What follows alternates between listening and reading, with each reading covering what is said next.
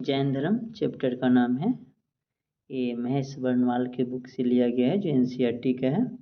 इसमें देखते हैं जैन धर्म, जो कि बहुत एग्जाम के पॉइंट ऑफ व्यू से बहुत महत्वपूर्ण है। चलिए, फर्स्ट क्वेश्चन है कि जैन धर्म के संस्थापक कौन थे।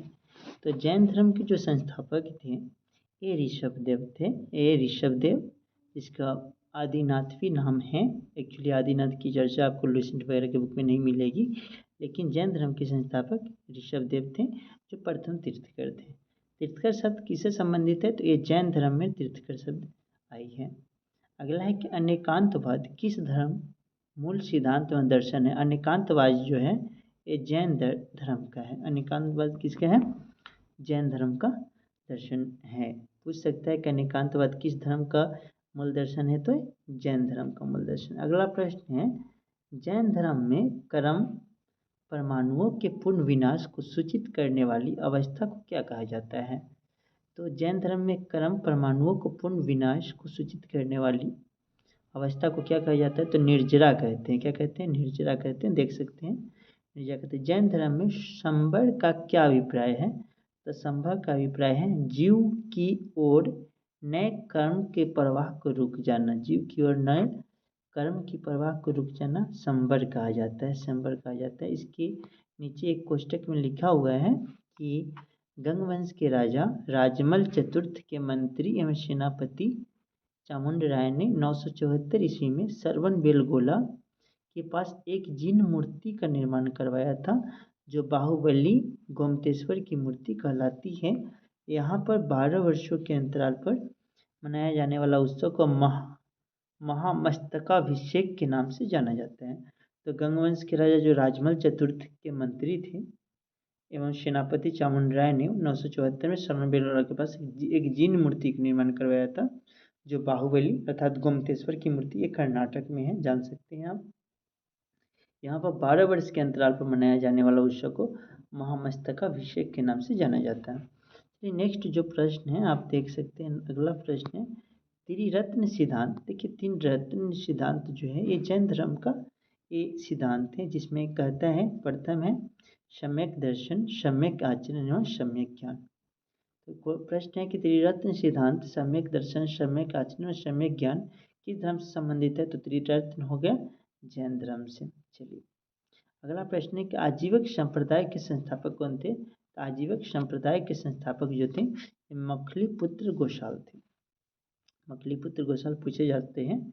आजीवक संप्रदाय के संस्थापक मखलीपुत्र गोसाल थे।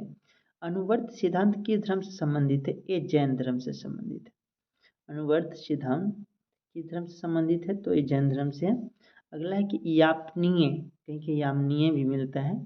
यापनीय किस धर्म का किसका संप्रदाय था, तो ये जैन धर्म का संप्रदाय था। अगला है कि प्रारंभिक जैन साहित्य किस भाषा में लिखे गए थे।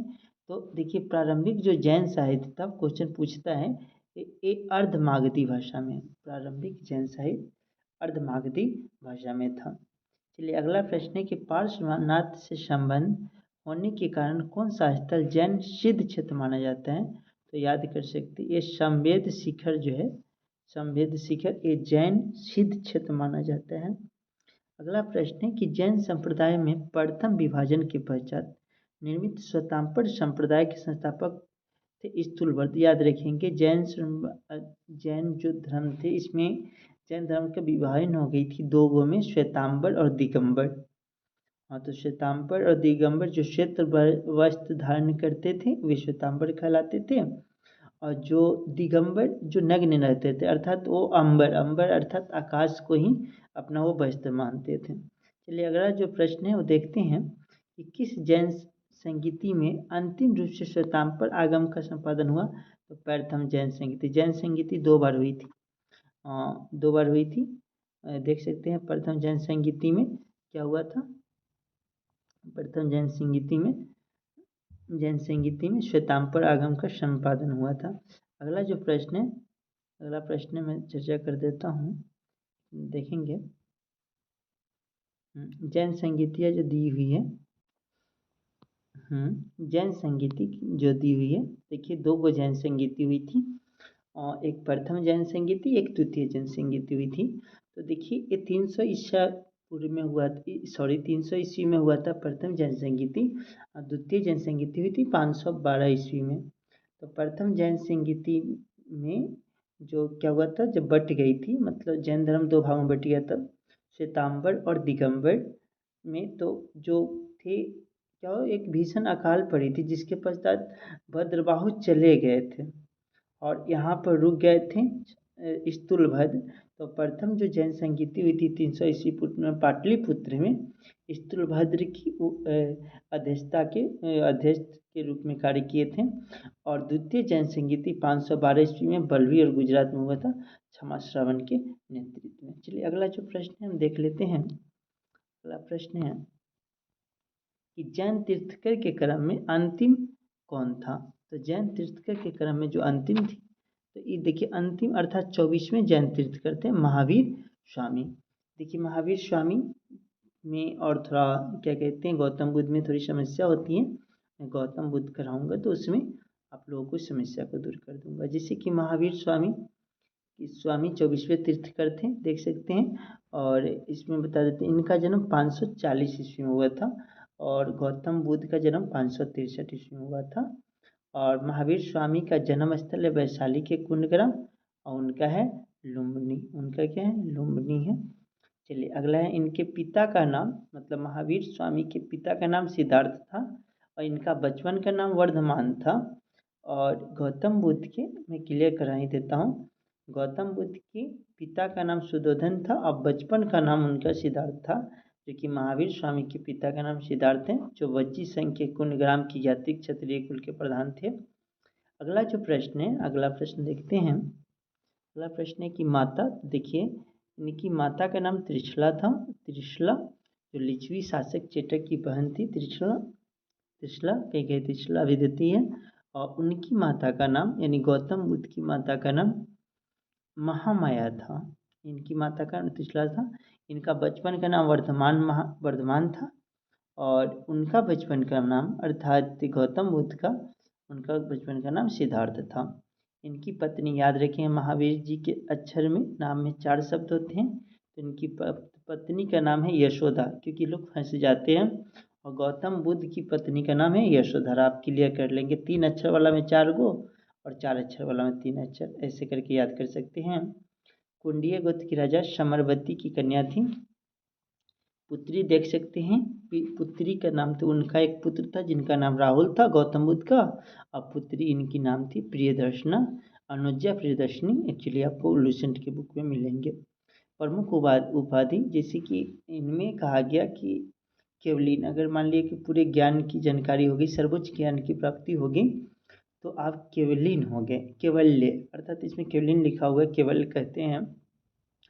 केवल अर्थात सर्वोच्च ज्ञान की प्राप्ति लिखा भी है। तो इसमें 3 तरह के कहलाते हैं, जीन अर्थात विजेता, निर्गंत अर्थात बंधन रहित, अर्हत अर्थात पूज्य। चलिए अगला है निर्वाण प्राप्ति। अगर कोई इंसान मर जाता है, तो इनकी मर गई, तो इनके वो एक्चुअली गौतम बुद्ध कुशीनगर में मरे थे और ये मरे हैं अपना पावापुरी राजगिरी, जो बिहार में 72 वर्ष की आयु में 468 ईसा पूर्व में सस्ती पाल के यहाँ मल्ल गणराज्य के प्रधान का शासित क्षेत्र में इनकी मृत्यु हो गई, निर्वाण की प्राप्ति।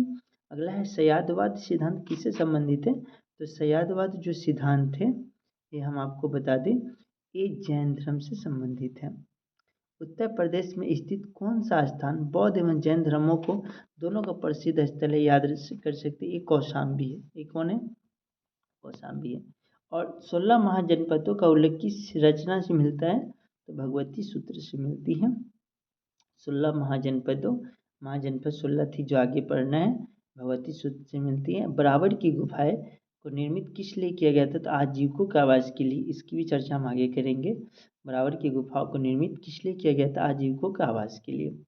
पार्श्वनाथ द्वारा प्रतिपादित 4 महाव्रतों में महावीर स्वामी ने 5वें महाव्रत के रूप में क्या जोड़ा, ये ब्रह्माचार को जोड़ा था। देख लीजिए, ये 5वें के रूप में इन्होंने ब्रह्माचार को जोड़ा था। चलिए अगला प्रश्न है, महावीर स्वामी ने अहिंसा, सत्य, अस्तेय, अहिंसा मतलब हिंसा न करना, सत्य बोलना, अस्त मतलब चोरी न करना, अपरिग्रह होता है किसी की संपत्ति न रखना, संपत्ति अर्जित न करना, ब्रह्मचार्य, पंच महाव्रत की शिक्षा।